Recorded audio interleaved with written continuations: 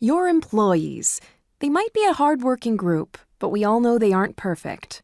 Some of the conduct they engage in, ranging from excessive time spent surfing inappropriate websites to more severe misconduct like internal fraud and theft, can all seriously impact your company's bottom line.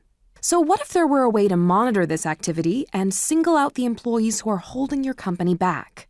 Well, that's where our next guest comes in. Nick Cavalancia is VP Marketing for SpectorSoft, and he joins us right now. Nick, welcome. Thanks for having me today. Nick, there's a lot of people in management out there who might not have seriously considered the impact that technology has on their company's productivity. Where are the pitfalls here? That's a great question. With technology entering the workplace, the pitfall in productivity comes with all of the distractions that exist, everything from online shopping to social media, and the list goes on of what employees can be doing on the internet and wasting company time. Now, as an example, recently Salary.com did a survey where they asked employees how much time per week would you spend on a personal work site.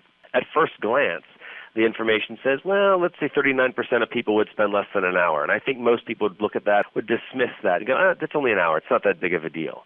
But if you were to apply the answers to a 100-person company of how much time would be wasted on personal sites, it equates to 226 hours of work time a week that are spent by 100 people in a 100-person company. If you push that out to a year, that's the equivalent of 6 full-time employees annually that you're paying and you're not even getting any benefit from in a business. That shows that productivity actually does impact the bottom line. I don't think there's a business today that could stand to just pay 6 people to do absolutely nothing. How do businesses usually attempt to address this problem? Typically, they'll try and put in place an Internet acceptable use policy, something that the employee signs that says you agree that you can go to these sites on the website, you can or maybe can't use a work computer for personal use, and so on. The challenge there is trying to have a way to enforce the Internet acceptable use policy. It's one thing to say you can't go on Facebook, but unless you're going to hire people to stand behind all the other people to watch what they're doing all day long, which of course no one's going to do, you're not able to really impact the business by enforcing the Internet acceptable use policy. Now, SpectorSoft has developed a complete solution for this problem. How can we identify these problems and stop them?